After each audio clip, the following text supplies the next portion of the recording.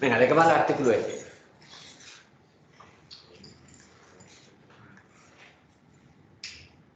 ¿De qué va este artículo?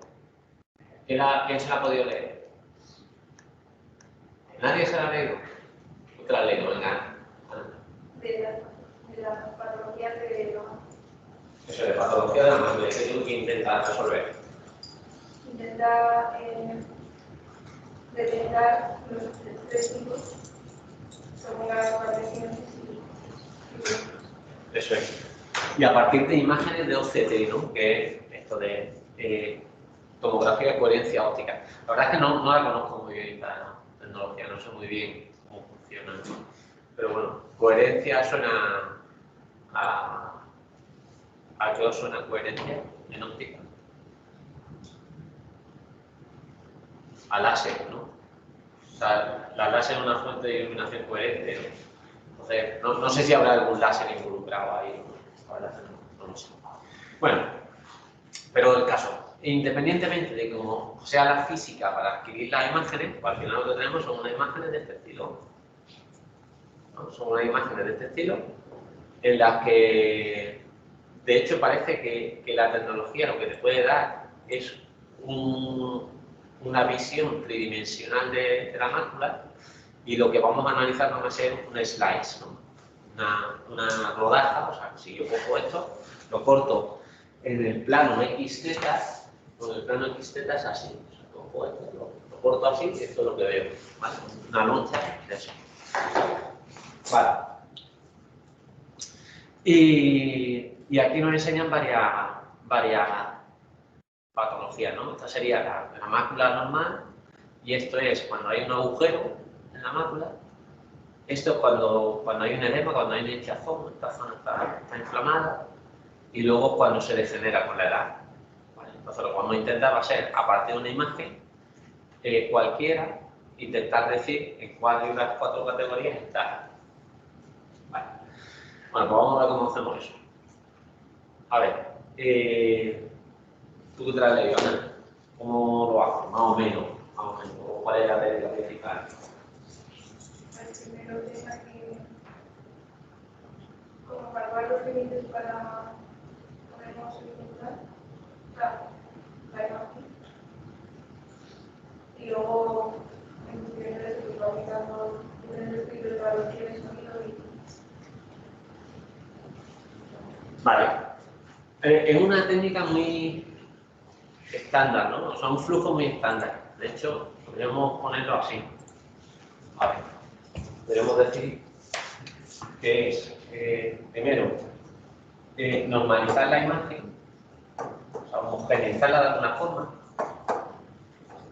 ponerla de una forma estándar para que todas entren más o menos de la misma forma, porque un proceso de normalización, luego un proceso de extracción de características.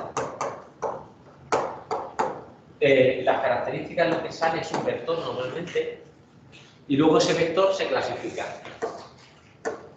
De hecho, ya hemos visto en la asignatura que salió alguno, ¿no? Parece en alguno de los artículos anteriores, en el anterior no, que era del watermarking, pero en el anterior salió uno, y de hecho hoy sale el mismo, que es Support Vector Machines, ¿no? Salió ese, ¿no fue? Claro. Support Vector Machines es una técnica muy estándar de clasificación. Vale, y entonces este pues ya me da una etiqueta que es cuál es el tipo de imagen que entró. ¿Vale? Bueno, pues el flujo es muy habitual. A ver, pues vamos a ver cómo lo hacen en este caso. A ver. Bueno, aquí menciono una serie de cosas. Claro, aquí en un solo párrafo cuenta todo el método. Entonces, yo lo he marcado, pero yo creo que es mejor irlo viendo poco a poco, ¿no? Vale. Lo primero, pues ese proceso de normalización. Pues ese proceso de normalización, de hecho, lo que vimos ayer está muy relacionado con el último. Ya vamos a ver cómo, ¿no? Cojo la imagen que me viene así. Le hago, me la voy a copiar para poder dibujar sobre ella. Entonces, la voy a copiar. Aquí podré, esto no he probado. Pues si yo recorto de aquí y me lo pego aquí,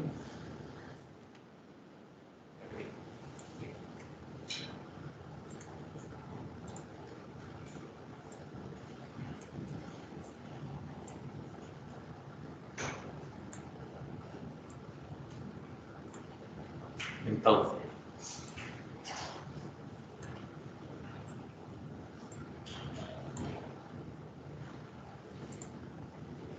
lo primero es separar el fondo. O sea, yo quiero quedarme como con esta zona. Con esta zona quiero detectarla. Bueno, pues ahora cómo lo hago. Pues primero voy a umbralizar. Umbralizar es una de las operaciones estas de point processing que veíamos al principio, ¿no? O sea, es muy fácil. Tú coges, tú tienes aquí tus niveles de entrada. Voy a pintar dos cosas. El histograma, o sea, estos serían los niveles de gris. Y este sería, pues, el histograma de la serie. Vale. ¿Qué es umbralizar? Pues es encontrar un valor tal que me separe el fondo del fondo del objeto, ¿no? Se llama, normalmente en esta terminología se llama foreground, que es el objeto, y el background, que es el fondo. Entonces yo quiero separar dos regiones de la imagen. Idealmente me saldría esto. Eso sería la parte, si fuera bonito todo, pero pues, la realidad pues, a veces esto está mucho más mezclado, mucho más difícil encontrar ese punto de ruptura. Y la tabla de transformación que me llevaría de esta imagen a esta, pues podría ser algo así, ¿no? Hasta este umbral vale 0, y a partir de ese umbral, si es umbralización, sería esto. Aquí lo que pasa, que si os fijáis, parece que se conservan los grises, no es 0 o 1. ¿Vale? Entonces, pues un tipo de respuesta de este estilo pues es típico también, ¿no? De hecho, esta función que es así, había escuchado cosas de deep learning y cosas así, ¿no? Bueno, una de las funciones de activación más conocidas es una que se llama RELU. Bueno, pues RELU es este. Bueno, muy bien. Entonces, ya la tengo umbralizada. Ahora calculo la mediana. La mediana, no lo hemos visto. Un filtro de mediana lo vamos a ver más adelante en el curso. Pero lo que hace es, va cogiendo regiones. La mediana de una colección de números, sabéis lo que es, ¿no? O sea, ordenáis los números, cogéis el del medio. Bueno, pues eso hago. Aquí tengo un pilón de números. Me cojo todos los números, me cojo el del medio. Ese es el que pongo en medio del cuadrito. Ya me cojo otro cuadrito, y hago lo mismo. Cojo todos estos números, los ordeno y calculo el del medio. Y eso lo pongo ahí en el centro. Voy haciendo eso. ¿Vale? O sea que tampoco tiene mucho misterio eso. Luego aplico una operación que todavía no nos ha dado tiempo a ver, que se llama operaciones morfológicas. De hecho, es tema siguiente, no, pero al siguiente, el segundo o tercer tema siguiente es operaciones morfológicas. Y lo que intentamos es rellenar todos estos huecos. Intento rellenar los huecos para tener pues esta reacción así. Y luego aplico otra operación morfológica. Bueno, aquí lo que pasa es que saben que siempre van a tener este tipo de forma. Entonces, calculan esta curva media como un polinomio.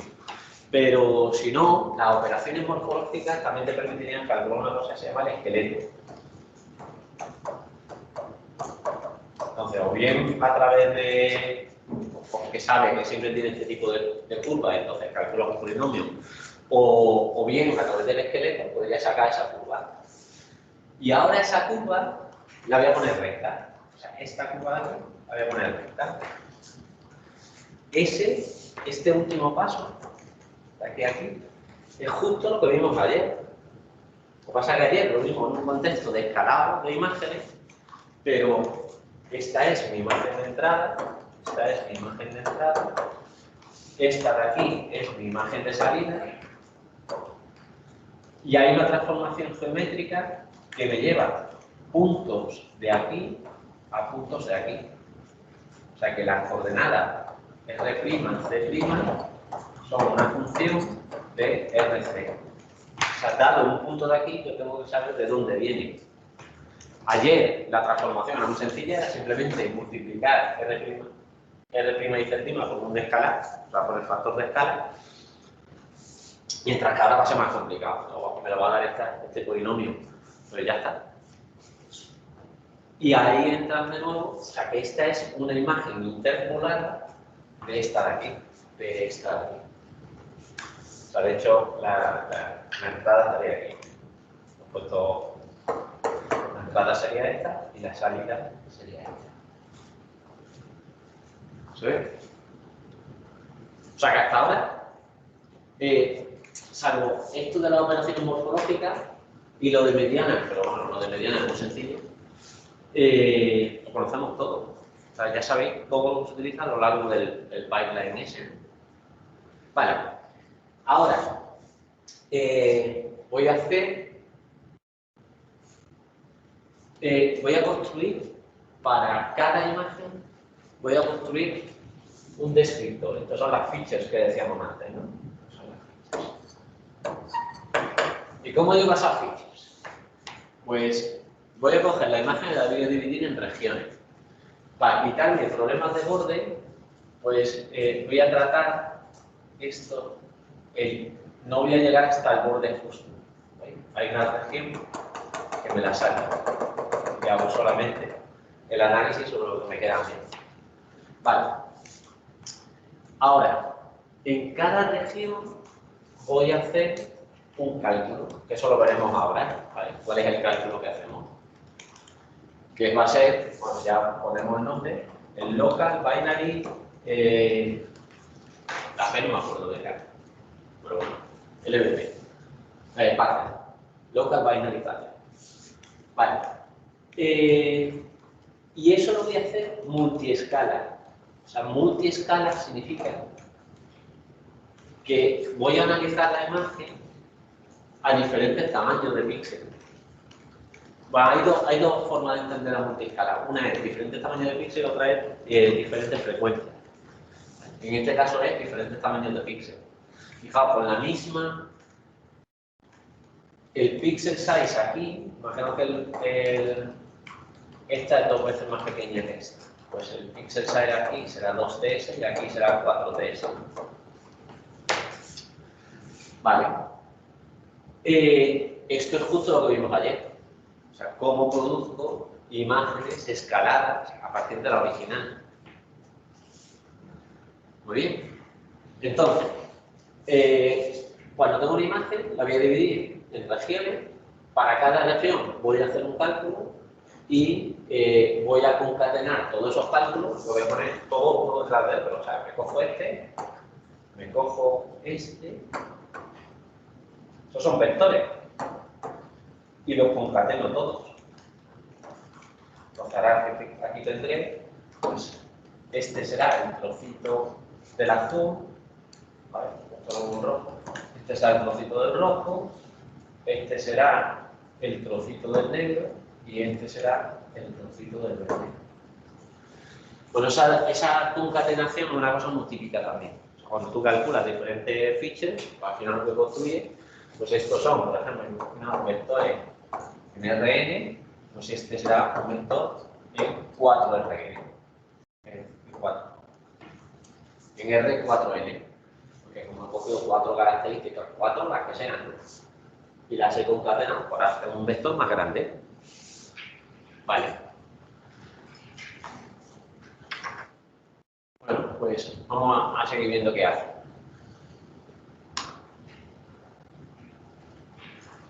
Bueno, aquí hacen una distinción un poco artificial. O sea, entre lo que ellos han llamado pirámide espacial multiescala y la pirámide espacial. Y lo que dicen es que en la pirámide espacial el pixel size se conserva, fijaos que la imagen es la misma, y que lo que estoy cambiando son las divisiones. ¿Vale? Pero esto es un poco artificial. En general se habla de pirámide siempre que tenga versiones de imágenes, unas más pequeñas que otras.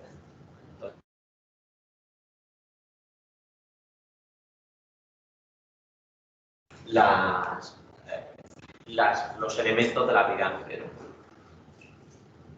Vale. Bueno, todo esto es lo mismo que hemos estado hablando. Esto es lo que os decía, de que ajustan esa curva, ajustan los polinomios de orden 2 y utilizando least squares. Least squares ya os suena, ¿verdad? O sea, que ya hemos visto en clase. Vale. Y luego lo de la multiscala, también. Vale. Ahora viene aquí la parte de cómo saco el vector. Bueno, pues el vector lo que voy a hacer va a ser en cada región, voy a hacer un cálculo y lo voy a llamar el LBP81, que lo que hace es, para cada píxel, me va a sacar un código de 8 bits. A ver, ¿de dónde saco ese código de 8 bits? Miren, aquí un dibujito.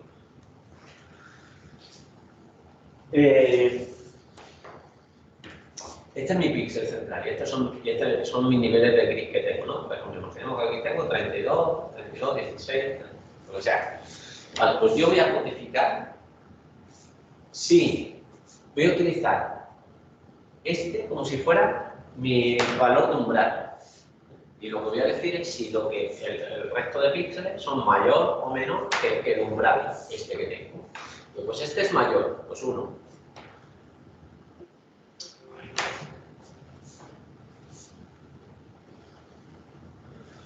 Este es mayor que este, pues vale 1. Este es mayor que este, pues vale 1. Es mayor o igual.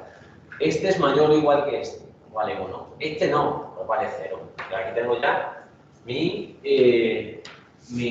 patrón de bits, ¿no? Entonces, local binary pattern. Local, porque lo hago en cada píxel. Binary, porque lo que calculo es algo que vale 0 o 1.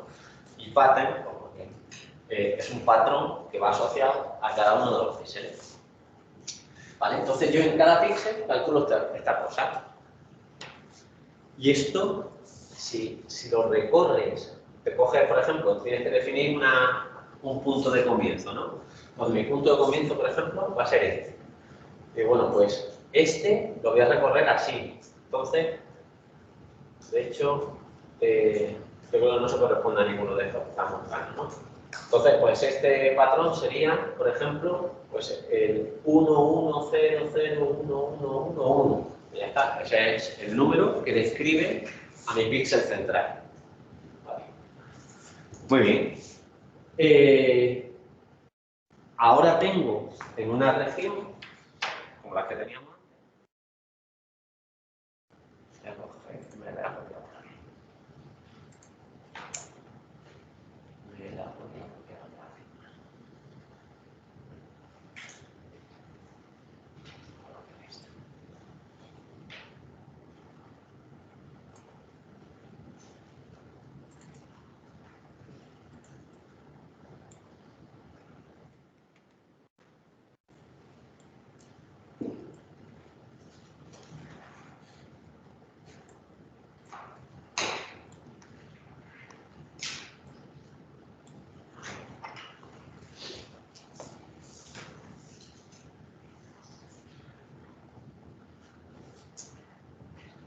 Para este píxel tengo ese número, y para ese píxel tengo ese número, y para ese píxel tengo ese número. Y así para todo.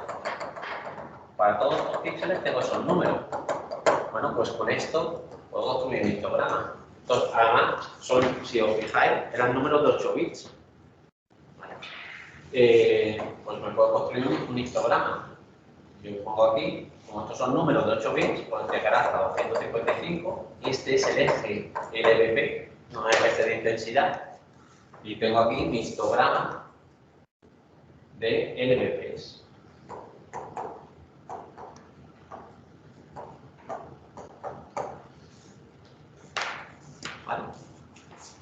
hecho, si queremos ser consistentes con esa notación, pues aquí esto debería ser minúscula.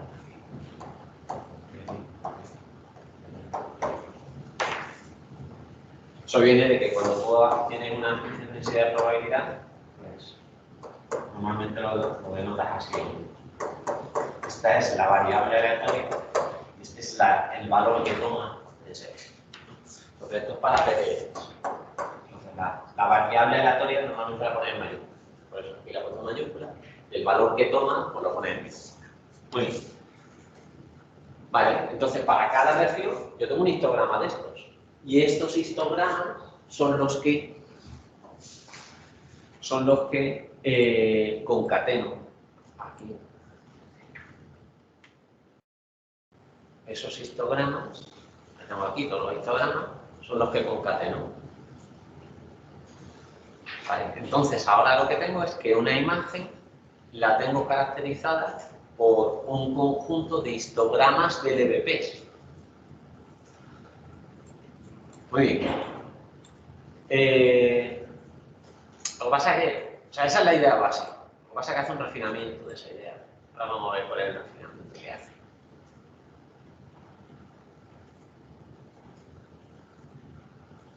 El refinamiento es que no va a utilizar todos los LVPs, sino que... No, sí va a usarlo. Lo que pasa es que luego va a comparar contra otra forma de calcular los histogramas de LVPs, ¿no? Vale. Ahora, estos LVPs pues pueden ser muchos, fijaos. A ver, estos son cada vector, cada región de estas, cada región de estas es un vector, me da un histograma y este histograma es un vector en R255.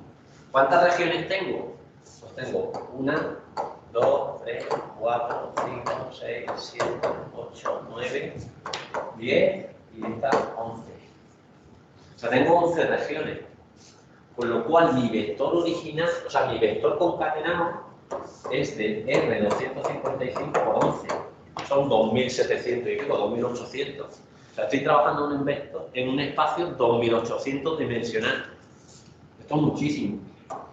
No me puedo condensar esa información en un vector más pequeño. O sea, tener la misma información que tengo aquí, pero con un vector que no tenga 2800 componentes.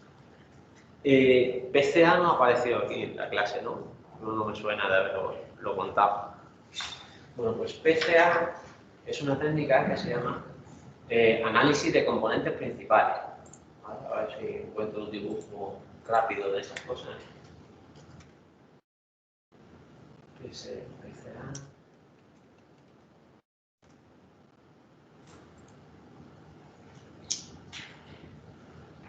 A ver. Aquí. Aquí se ve en 2 dimensiones, aquí en 3. A ver.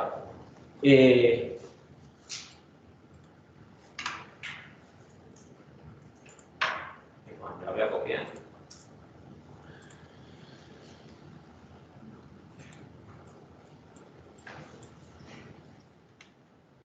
Imaginad que vosotros tenéis vectores de 2 dimensiones.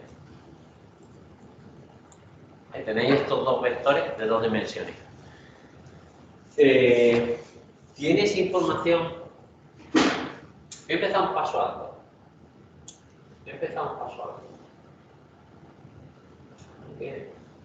Olvidaros de ese dibujo de momento. Y vamos a esto. De hecho, esto tiene que ver con lo que salió ayer también, que era un hiperplano. Imaginaos que yo tengo esta recta. Y yo tengo puntos a lo largo de esta recta. Este punto. Para cada uno de los puntos, pues yo tengo, pues sería el x1 y 1, este sería el x2 y 2, y así. ¿Vale?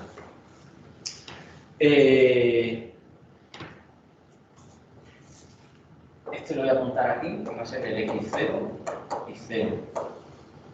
Vale. Si yo... O sea, realmente por cada punto tengo dos números. ¿Cuánta información tengo realmente? ¿Tengo dos números de información? No, tengo una. Tengo uno solo. O sea, yo podría decirte, con un solo número, yo puedo decirte esta coordenada, porque basta con que te diga, o sea, con que coja este número como base y te digo cómo de lejos estás con respecto a ese número. ¿Vale? O sea, con que te diga el punto con el que intersecta, la dirección, ¿vale? Estos son dos números, son dos. Imaginaos que yo tuviese de esto, tuviese 1.000.000 de puntos, ¿vale? 1.000.000 de puntos de los rojos. Pues yo, con dos números aquí, otros,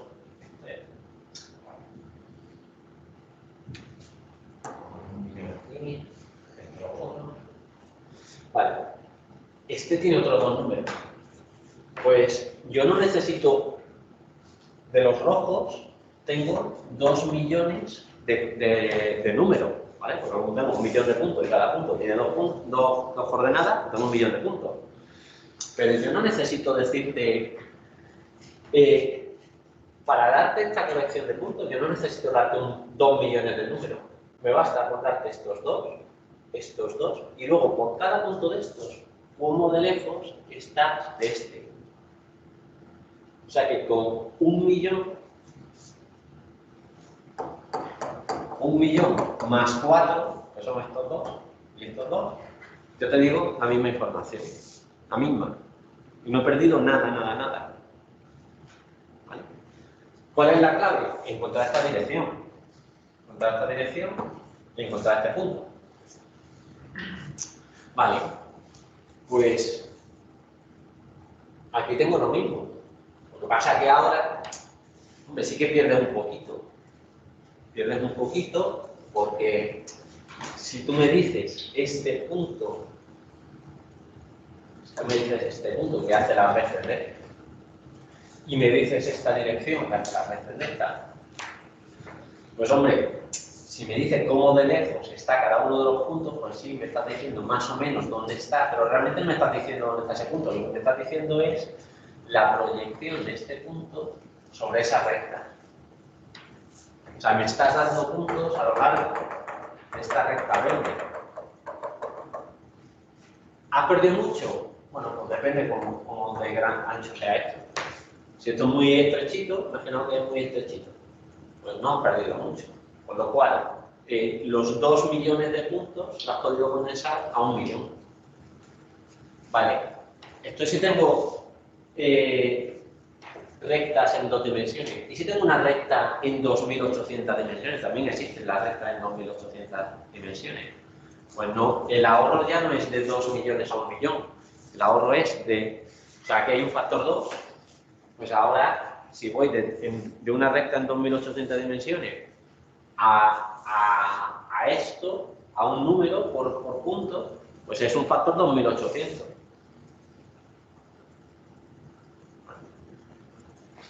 Bueno, ¿y si mis puntos no viven en una recta, viven en otro espacio?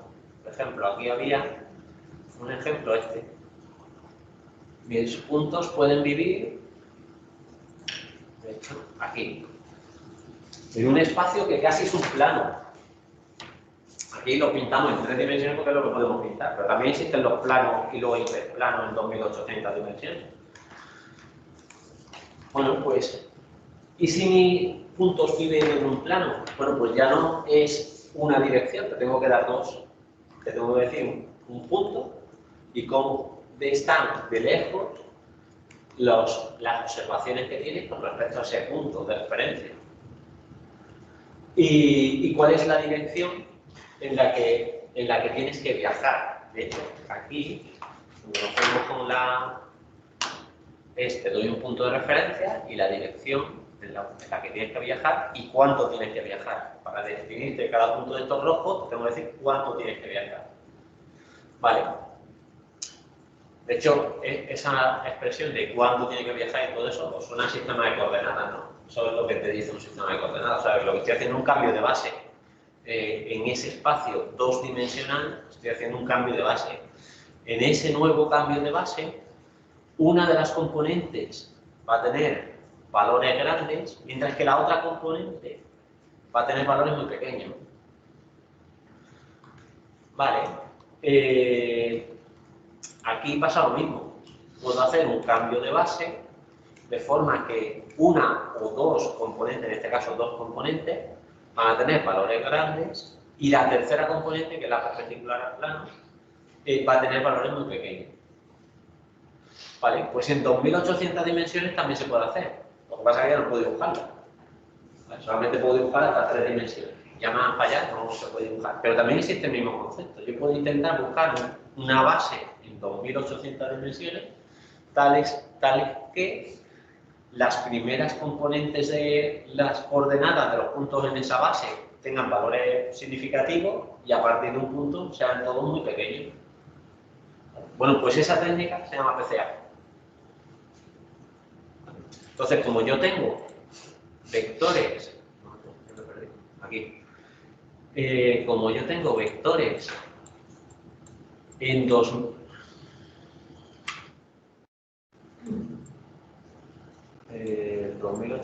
aquí. Como yo tengo vectores en 2800 dimensiones, bueno, pues voy a reducirlo a unas poquitas. No recuerdo si dicen cuántas poquitas. Dicen que hacen PCA, pero no me acuerdo si dicen cuántas componentes se quedan.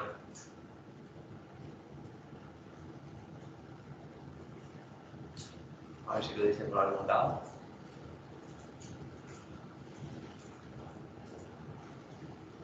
No veo ahora mismo. Bueno, las que sean, 30, ¿no? Un valor típico, por ejemplo. Un número entre 10, 20, 30, ese orden. Entonces, no tengo 2800 dimensiones, lo que tengo son vectores de 10, 20, 30 componentes. Muy bien.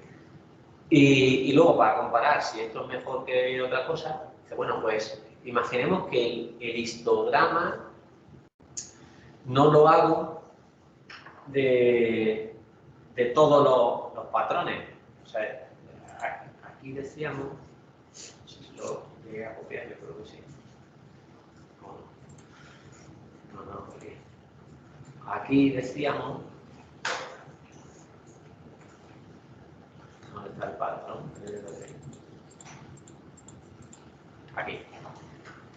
Aquí decíamos que iba a construir histogramas de este tipo de patrones binarios. Bueno, pues a base de usar los patrones binarios, pues se han dado cuenta que la mayoría de los patrones binarios que aparecen son los que llaman uniformes. Uniforme es que tiene al menos dos cambios de bit.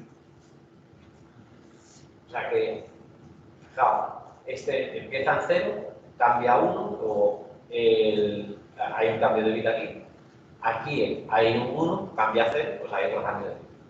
Vale. Esto se dice que es uniforme de orden 2, o de orden o de tamaño 2, o de saltos 2, o algo así. Aquí tengo un salto. Los patrones binarios, realmente, empezar aquí, o empezar aquí, o empezar aquí, esto es arbitrario. El punto donde empieza da igual.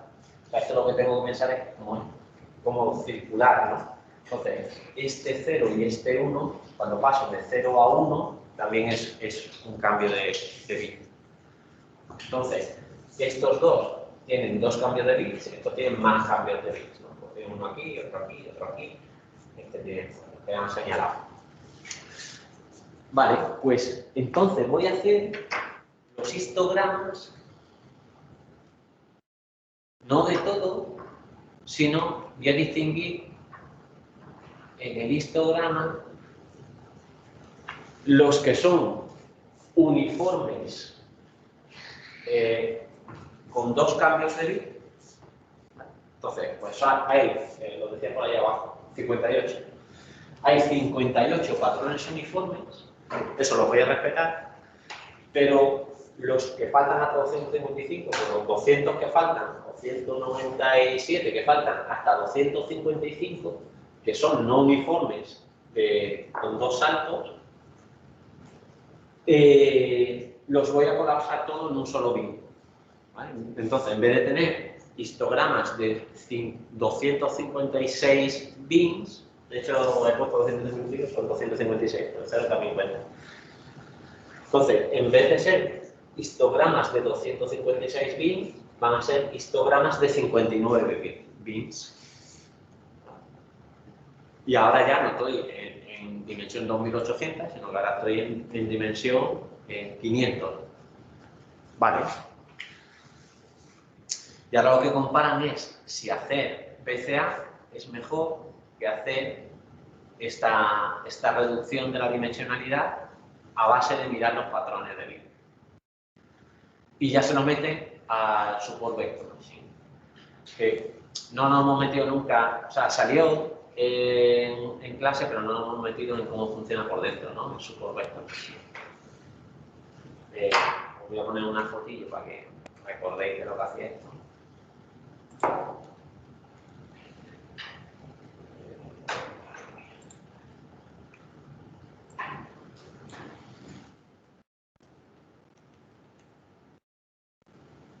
Pues lo que hace es intentar de alguna forma separar las diferentes clases. ¿Vale? Aquí siempre se suele ilustrar con dos clases, pero también se puede generalizar a más clases. Entonces, voy a intentar encontrar una forma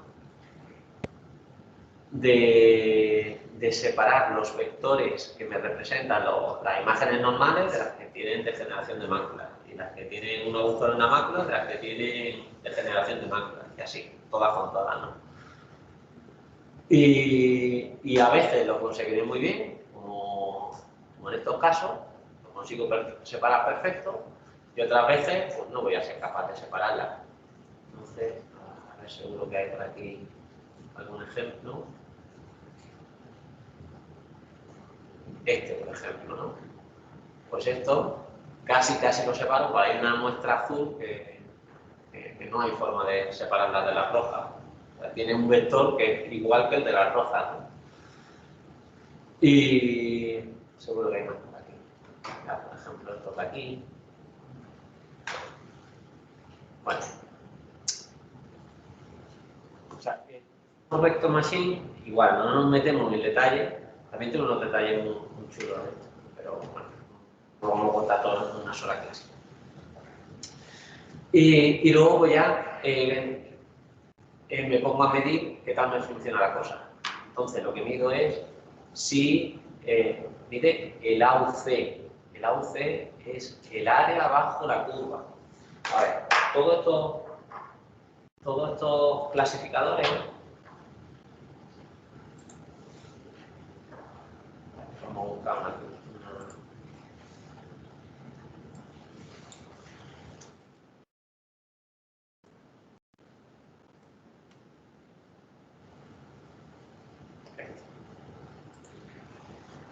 Todos estos clasificadores tienen un comportamiento, seguro que tienen algún parámetro, ¿vale? El support vector machine tiene un parámetro. En función de ese parámetro, tú clasificas mejor o peor, ¿vale?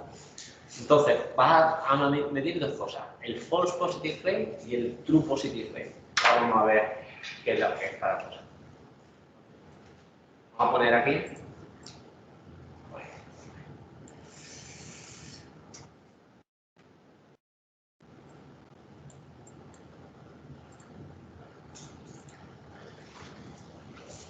Los clasificadores tienen el true positive rate, este era el true o el false. Ese era el false. False positive rate y aquí el true positive rate. Y todos tienen un comportamiento más o menos así. Esto es 0, esto es 0, esto es 1, esto es 0, esto es 1. Y a ver, ¿qué es lo que te gustaría a ti? O sea, false positive rate significa que un false positive rate es el número, o sea, un falso positivo es imaginemos que tenemos solamente dos clases, ¿vale? Las normales y las degeneradas. Entonces, y yo quiero clasificar degenerada, yo quiero decir si esto es degenerado o no. Bueno, pues un falso positivo es que el algoritmo dice que es degenerado cuando en realidad no lo es. Entonces, ¿a ti qué te gustaría? Pues tener falsos positivos 0. Y verdaderos positivos, pues que cada vez que hay una imagen degenerada, yo la identifico como que es degenerada. Por lo cual, me gustaría tener falsos positivos 0, verdaderos positivos 1, con lo cual a mí me gustaría estar ahí. En función del parámetro que yo ponga, mi clasificador normalmente se mueve en este espacio. O sea, para cada parámetro tiene un valor de falso positivo y de verdadero positivo.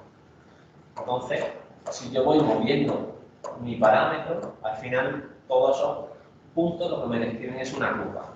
¿Vale? ¿Cuál es la curva que a mí me gustaría? A mí me gustaría esta curva. O sea que independientemente del parámetro que yo ponga, yo no tuviera falsos positivos ninguno y siempre tuviese verdaderos positivos. ¿Vale? ¿Qué área tiene esta curva? Pues esta curva tiene área 1.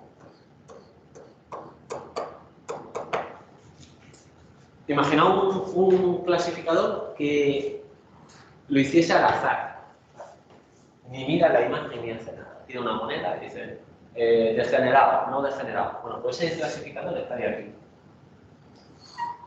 Tendría esta curva.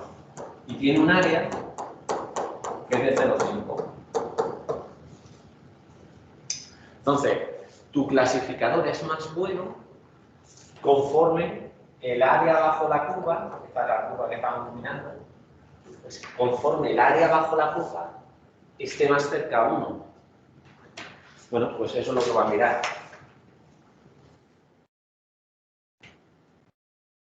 Va a mirar el auce. El auce es área bajo la curva. Y entonces, pues tiene diferentes posibilidades de, para cada una de las clases, cuál es el área bajo la curva de los diferentes LLP que se han montado. Que hace PCA con 32, 59, ahora mismo no me acuerdo qué es. Pero tiene diferentes versiones de su LPP y va marcando para cada uno de ellos cuál es el mejor. Y lo hace para cada una de las clases. Luego promedia y dice, pues mira, en promedio, para todas las clases, el mejor es este, el que tiene el área bajo la curva más grande.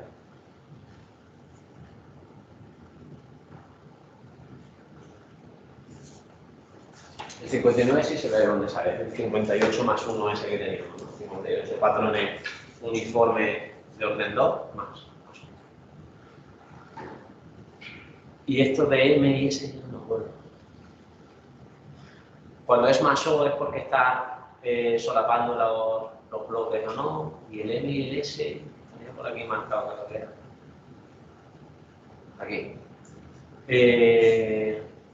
En vez de utilizar LVPs, pues voy a utilizar la media y la detección estándar de la intensidad de los histogramas de la intensidad. En vez de hacer histogramas de los LVPs, voy a hacer un histograma de la intensidad. Hacer un histograma de las orientaciones. También se pueden medir las orientaciones de forma local. De hecho, vosotros ya sabéis que el gradiente de una imagen sabéis calcularlo, como sabemos calcular derivadas.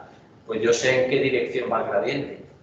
Bueno, pues lo que hago es un histograma de las orientaciones de los gradientes.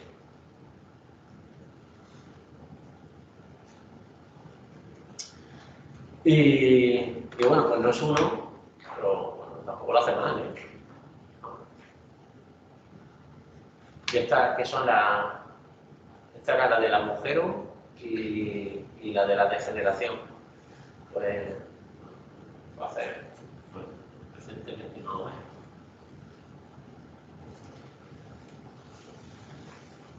Muy bien, preguntas de esto.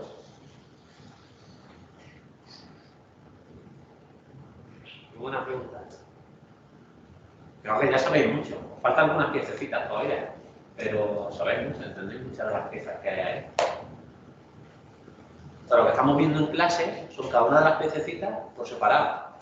Pero luego para hacer algo útil hay que juntar todas esas piezas. Y pues el sistema. Una cosa, en el final vamos a tener 2 horas para el texto y la teoría. 4 horas. A 4. Y nadie llegará.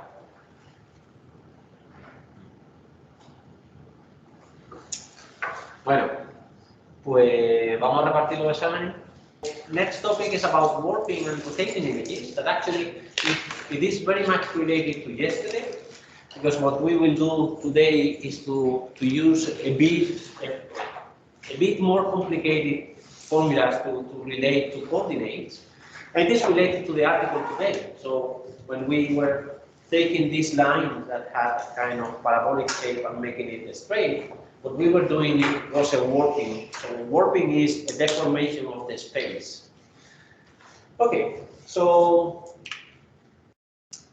here we have a summary of what we will do. Actually, this looks very much like my summary yesterday.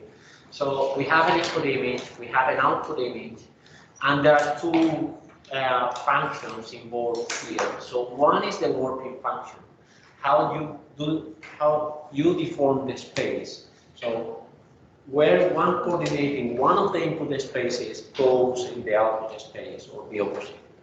So how the warping is how the space is deformed. The other one is once I know the fractional coordinate that I want to evaluate, how do I figure out what is the gray value or the color value at that location? That was the interpolation. So yesterday we focused on the interpolation, and today we will focus on the warping.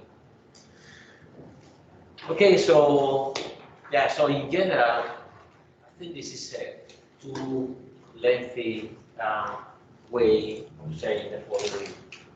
So let's go here. So we have two spaces. One is the input. So this is our input image, and we have two coordinates here, x and y, and we have here our image, and we have a coordinate, and we have an output image that somehow it is warped. So let's make the working like this. That is a bit easier to represent. So somehow here will be warped like this. And then I have an equivalent point here. And this point is x, y, let's say this is x prime, y prime. So this is x prime, y prime. And this point is coming from this other point, that is the point x, y, in the original. And what we were doing yesterday is decompose this coordinate as two parts. One that is the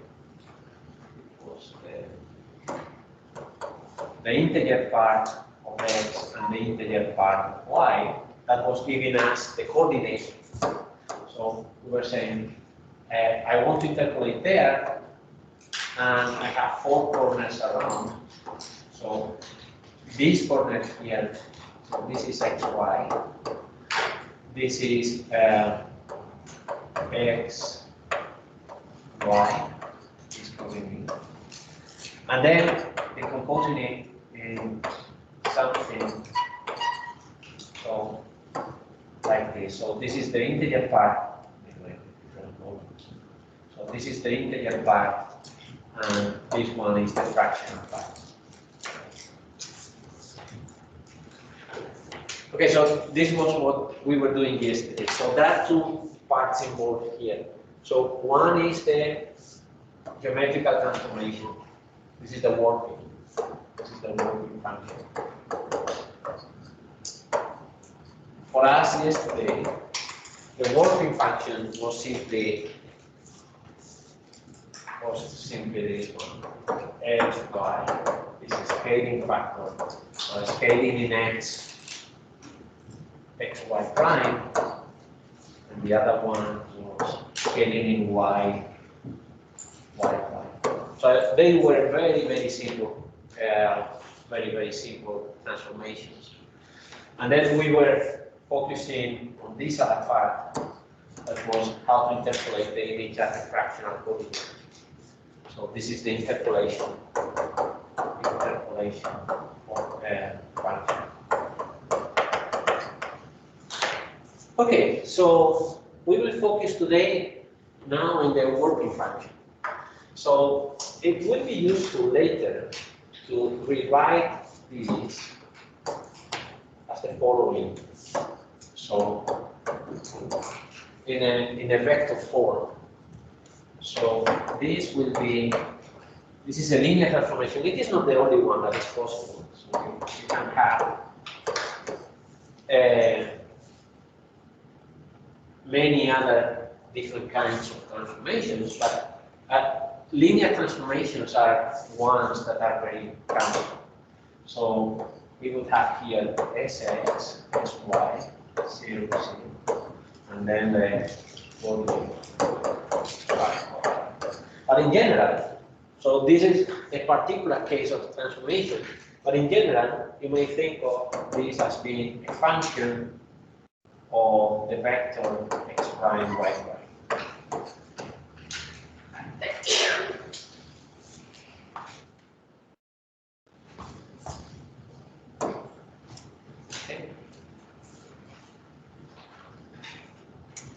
Okay, so linear transformations can be put as a multiplication of a matrix times a vector. But in general, if the transformation is not linear, then you will have some function that relates coordinates in the output to coordinates in the input. Okay, so that is what is said here. Okay, and here the transformation is this phi. Okay, good. So let's have some examples. So, for instance, you take a picture of this building, and you realize that these towers are vertical. However, there seems that there is a kind of inclination of tilt of the towers. I think there is some. Yeah. So this is a line that joins the bottom of the top of each one of the towers. And if the tower is vertical, you would expect that the x coordinate doesn't change because it is vertical. So the top of the tower should have the same x coordinate as the bottom of the tower. And for the central tower, it is the case more or less. Not exactly, but you see the x goes from 403 to 412. But for these other towers, there is a significant change. So here the change is only 9 pixels. Here the change is about 40 pixels. So why is that? Because a perspective transformation. So there has been a perspective that makes these coordinates not to be perfectly vertical. So what we can do is, for instance, we can decide, okay, these points here, these 3 points will stay, and these other 3 points, I will move them to somewhere else. Okay, so this is the point I observed, but I want those points to be here. And you can see the transformation. So I have made those points to have the same x and the same x as the bottom and the same y as the original point. So this point has 8326. Now it will be 52 because the bottom is at 52, but it will keep the 326. So it will keep the y, but it will. I will transform the x in such a way that the bottom and the top of the towers have the same x. Okay, so when I apply the transformation, now I have a transformed image that has these towers that now are vertical. So we can compare them to the, you see, this is the transformation that I have done. So I have corrected for the perspective transformation that the camera did. So the camera and your eyes are also applying these perspective transformations, and then you are correcting it in the computer. Okay, so yeah, let's see how to do that. So yeah, actually, this is how not to do it, but how not to do it will give us a clue about how to do it. Okay, so let's say that we have these two collections of points. So these are the 6 points that we are considering. So this X is in the image I. So this is in the original. So X are these points, these ones. So the ones in the original image. And each one of these X points, they will have X and Y coordinates. And Y are the ones that you want. Okay, so I want these input points to go to these Y points. So these ones are the ones you decide. These ones are the ones you measure. And you want to find the transformation that takes points in X and produces points in Y. Yeah, so let us develop a bit more these.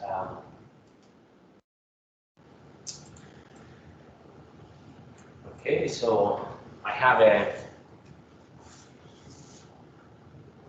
So we have. Let's try to keep the same X, Y. So I have this coordinate in the input. So this is the input. Let's see the colors I used. Red. Okay, so now he's using the slides U and V. I prefer X prime, Y prime. I think it is more clear who is who. And I have another point. So let's say I have another point here, X prime, Y prime. Actually, you know that normally we prefer to write vectors in a column form, so we respect that. And this point will be the X, Y. And you have many points, many correspondences of X prime, Y prime points into X, Y points. So for each one of them, for instance, for the first correspondence, you know that this is X1, this is X prime 1. So now X is a coordinate, so it has two components.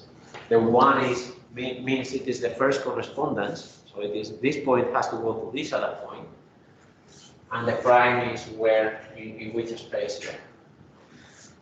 Okay, so you know that X, Y prime we keep the same, the same transformation as this one.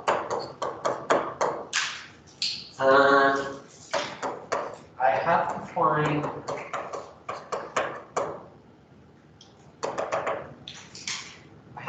an edge, a single edge, that transforms all these points in the input, the P points in the input to the P points in the output. And I have to find a single edge that satisfies all those equations at the same time. But there is another way of writing these. So I could also write these rather than with an equation system. So I can write that equation system in a different way. So I can write in this way.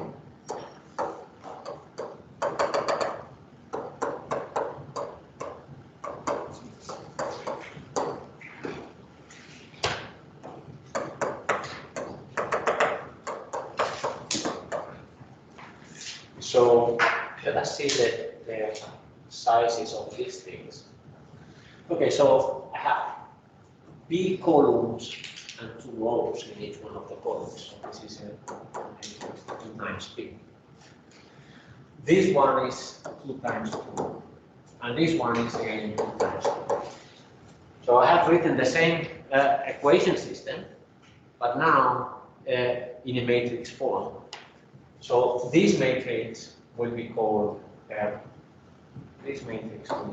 Y, and this other matrix will be called X.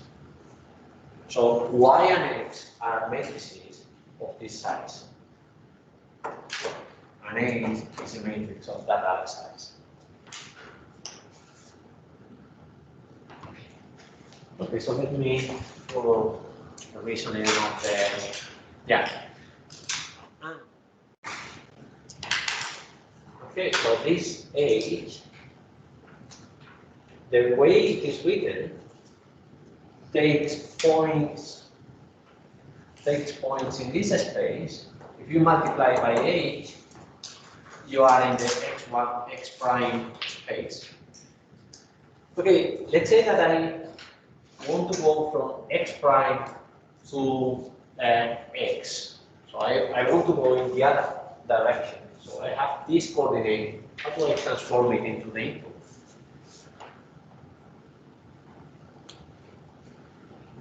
Multiply by the inverse. Yeah, multiply by the inverse of H. So H minus 1.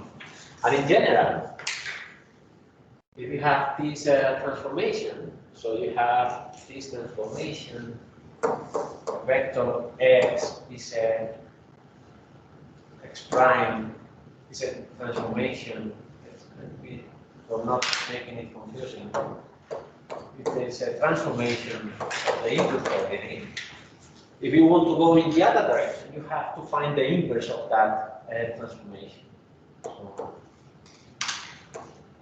X is 5 minus 1. So, but this is the inverse, not in the sense 1 divided by something, right? This is the inverse function. In the case of a linear transformation, it is simply to invert the matrix. Okay, so that is what we have here. So H goes in one direction. If you want to go in the other direction, from J, that is the output, to the input, then you have to multiply by H minus 1. And then the value at the output is the value, this is the fractional coordinate that you want to interpolate. And then you have to interpolate the image I at this location. So in general, the general transformation will be something like this. So if the output image is J, so the output image is J, call it I prime. I think it is clear. So the output image I prime at the location I prime is the image I evaluated at 5 minus 1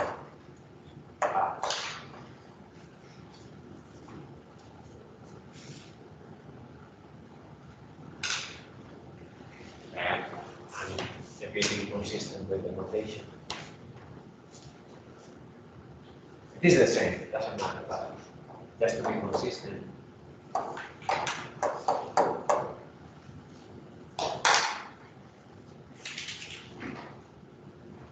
Okay, so you have to take a coordinate in the output, have to find a coordinate in the input. So this is coordinate in output. This is the coordinate. This one is a coordinate in the input, and then you have to interpolate. You have to interpolate.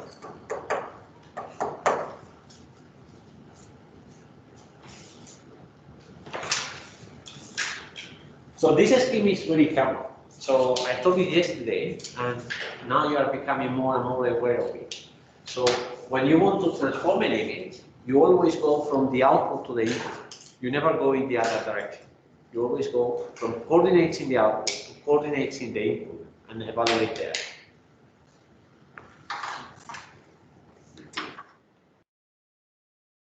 Okay, so this is what it is written there.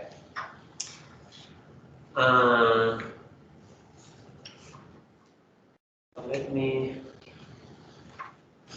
develop that thing step by step. Okay, so let's say that we want to solve for h in that equation. What can you do?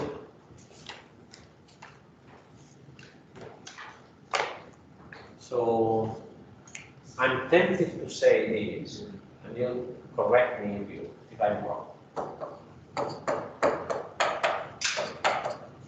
What about that? So I multiply on the right by the inverse of x. So x inverse of x is identity, so it disappears, and then it appears on the right. X, the inverse of x doesn't exist. Yeah, the inverse of x doesn't exist because x is not a square matrix. So the inverse of x doesn't exist. So instead of using the inverse, what we will do is something called a pseudo inverse. Pseudo inverse. Okay, so let's develop that. Okay, so we have y is equal to 8x. Let's annotate the sizes of each one of these things. So this is 2 times p, this is 2 times 2, this is 2 times. Actually, I need some more space.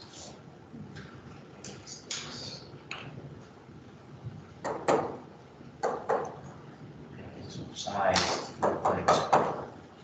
Okay, so let's multiply on the right by x transpose. So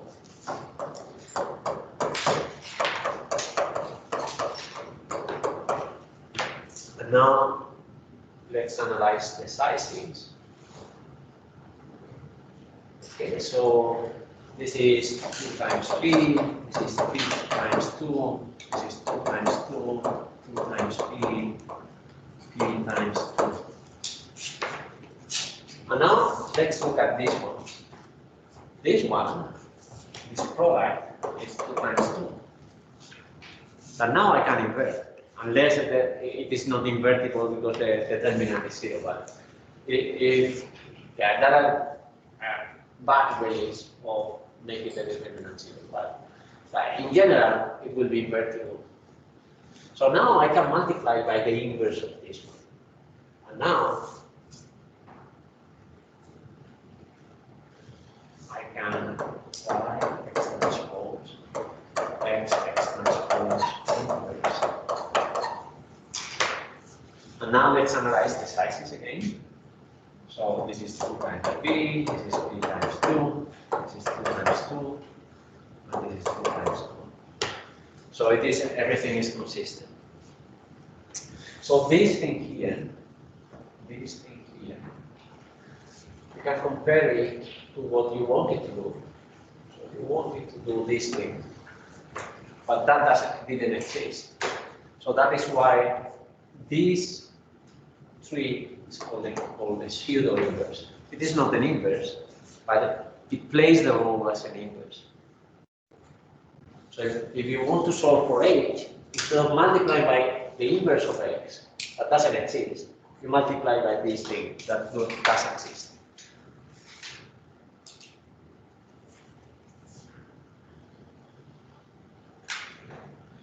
And actually, it is very, very much related to something that is, okay, in an equation system, how many equations do we have? So let's look at the equation system. So how many equations do we have? For each one of these points, we have 2 equations, right? So we have one for x, another one for y. So we have 2p equations. And let's say that p, I give you 6 points right now. So you have 12 equations. How many unknowns do you have in h? have 4 unknowns. So this matrix is 2 times 2. So you have 4 unknowns. And you have 12 equations to solve for 4 unknowns. So what is the most likely result? So you know equation systems, right? Where you have, for instance, you have an equation system of the form AX equals B. So vector. So how many possibilities? What are the possibilities you have for X? You have 3 possibilities. Infinite solutions. So infinite solutions. Which are them? No solution and one solution. One solution. 0 solution.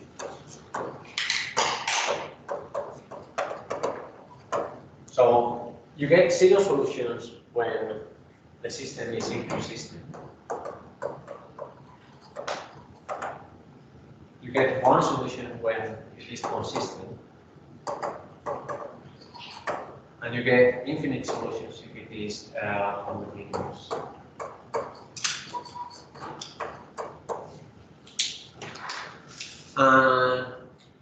Yeah, so if I have 12 equations, the most likely, it is very unlikely that I find one on this order. Homogeneous equations is when you do bad things to the equation system. But as long as the equation system is relatively normal, either it is consistent or it is inconsistent. So either you find a solution that satisfies all of them at the same time, or you don't find a solution that satisfies all of them. So those are the 2 most common situations. Okay, so 12 equations with 4 unknowns, probably I will not satisfy all the equations. So that means that if I substitute h in each one of the equations, I will get something that is similar. I get something that is similar to x1 prime and x2 prime, but it is not exactly x1 prime, x2 prime. So I can think of, okay, so let's find the h that when I consider all the points at the same time, so I want to find x prime, x I prime. This is what I get. This is what I can.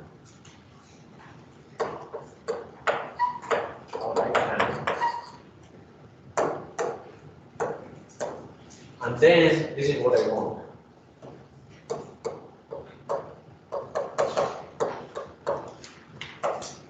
And then I can find what is the difference between what you can and what you want.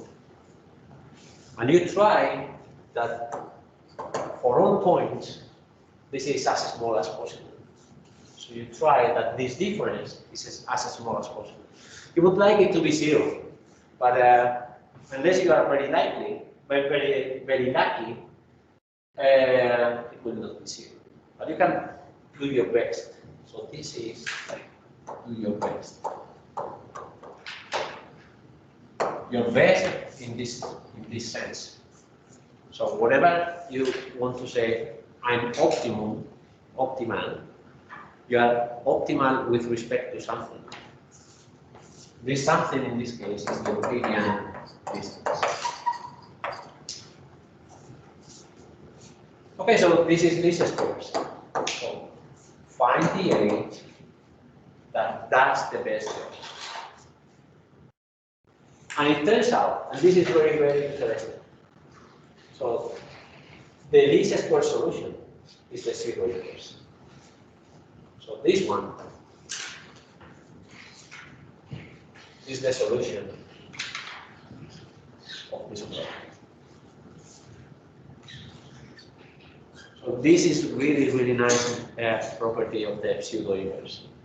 It is the matrix that minimizes the error in a least squares sets.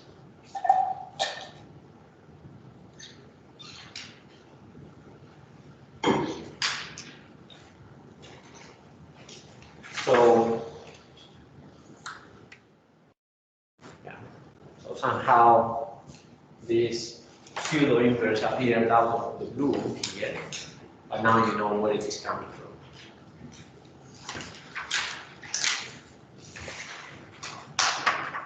Okay, so now we substitute values. So we have these points. This is what I measure. This is what I want them to be. And then I do my calculations. And at the end, this is age. This is age minus 1. Okay, fine. And this is what I wanted. So the red line is what I had, the blue is what I want, and now we have the image of what I have. So I have something that is closer to the original. So this was the original. Sorry, this was the original.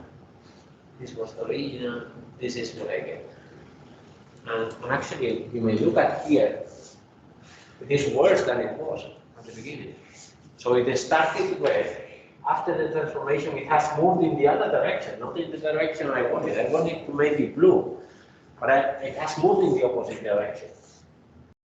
This one did a bit better. So it started with, approached it a bit to the blue, but didn't fully succeed. So what is wrong with this? You will see now.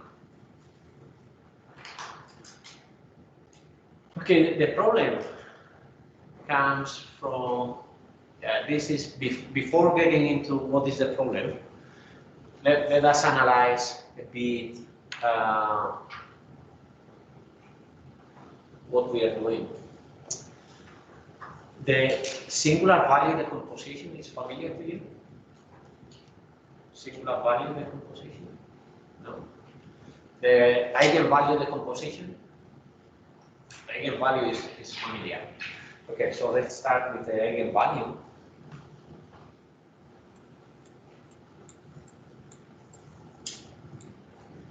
Okay, so I have this age. Okay. So you have this age, and singular value eigenvalue decomposition tells you that you can decompose.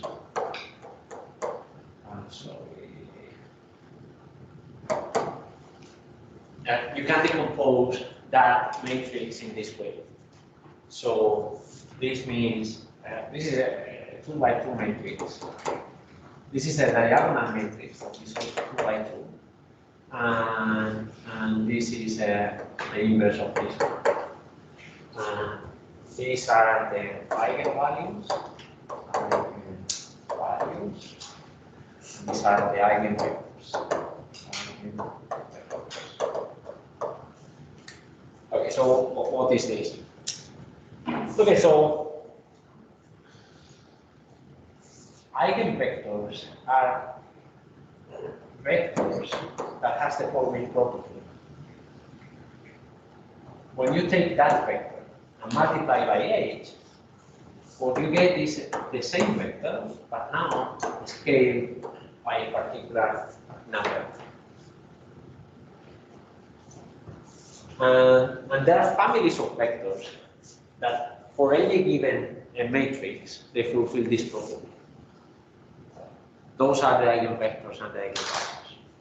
So they are vectors such that when you multiply the matrix times that vector, you get that vector, but now with a scale. And you put all the, so you put, actually for a 2 by 2 matrix, there are only 2 independent eigenvectors. There are infinite eigenvectors, but only 2 of them are independent. Not only 2, but yeah. This infinite make a space, and there is a basis of that space, and that space is of size 2, of dimension. But okay, doesn't matter. So I will have 2 vectors, v1 and v2, that is not one is a scale version of the other, so that I can put these vectors here as columns, and then the matrix lambda is simply lambda 1 0 0. So this is a reminder of algebra. Probably you all know all this, right? Okay, but there is a problem. That is that this decomposition is only valid for square matrices. What if my matrix is not a square?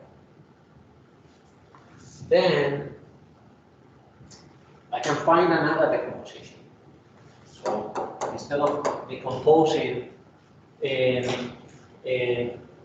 matrix, a diagonal matrix, and the inverse of the original, I will decompose it in S,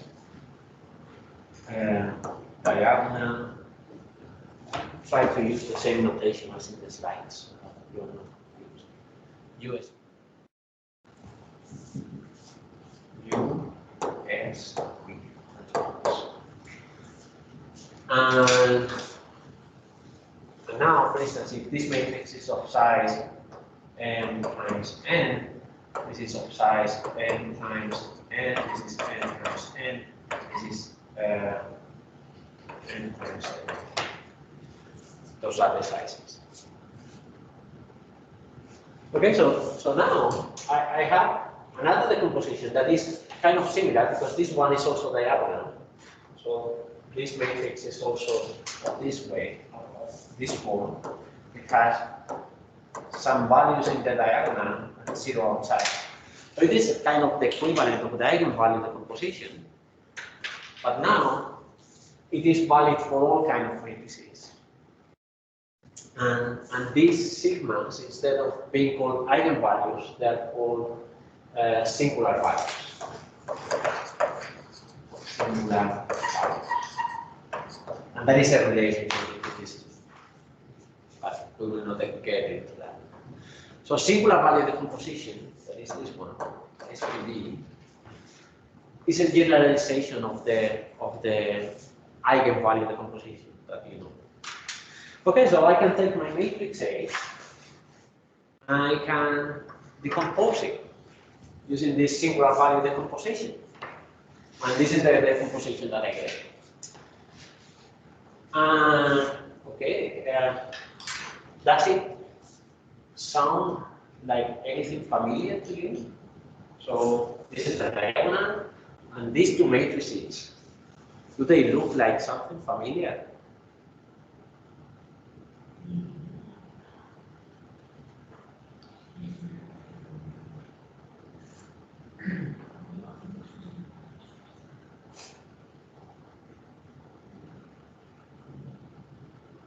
They are rotation matrices. You know for sure rotation matrices.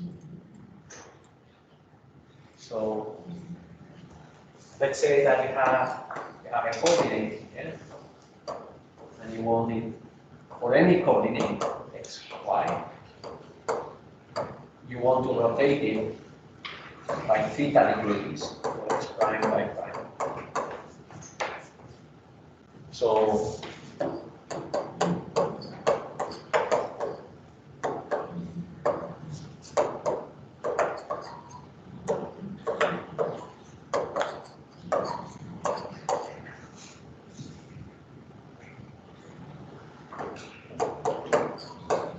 they are rotation matrices. You know this formula, right?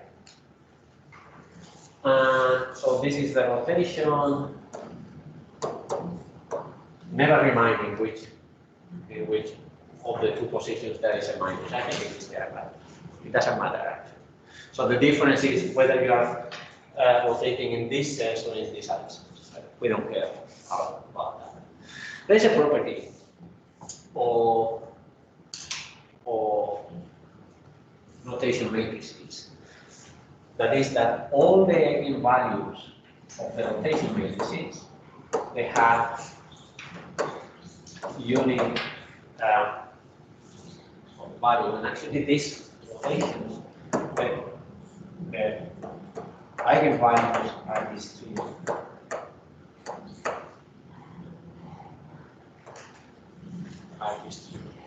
So there are complex numbers that are related to the angle in radius.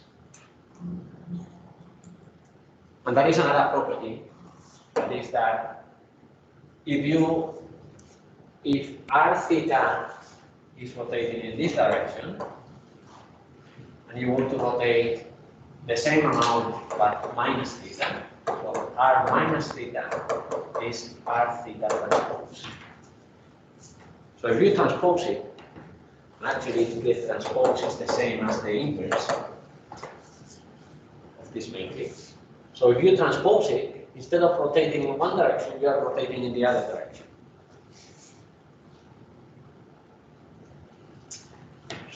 So what is a rotation matrix? So we have a number, another number, and then the number, the same number, and then another number, and minus this one. And that is what we have here. So we have the cosine, we have the minus sine. So those are rotation matrices. To make sure that it is a rotation matrix, we would have to check that the determinant of the matrix is 1, for instance. So another consequence of this, the consequence of this is that the determinant of this matrix is 1. Okay? But what we have is a rotation matrix. And actually it can be proved that in the singular value decomposition, well, one of them is a rotation matrix, the other one doesn't need to be. Depends. If it is a square matrix, it is a rotation matrix. If it is not a rotation, if it is not a square, then this U doesn't need to be a rotation matrix. But this one is a rotation matrix. So what we are doing is, so whatever age you have found, it can be always understood as rotation by some amount. This is a compression. Do you remember when we started this lecture that we said our transformations yesterday, they were very simple.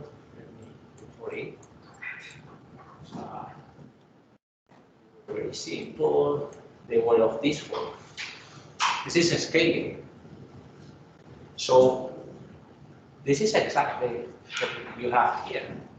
So you have a rotation, a scaling, and another rotation. So whatever age you use, they can always be understood as a rotation, a scaling, and another rotation, always.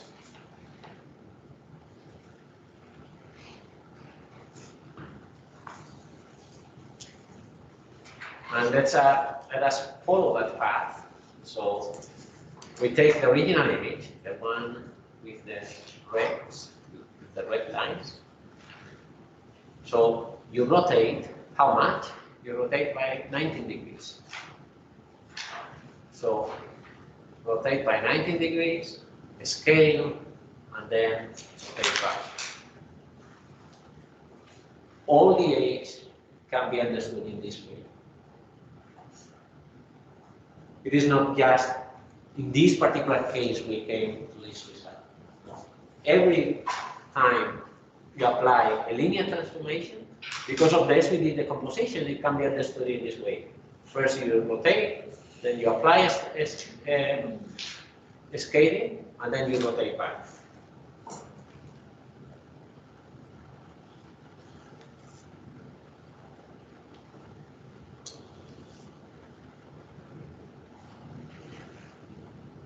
Okay, so I think it is enough for today. On the following day we will continue. We begin.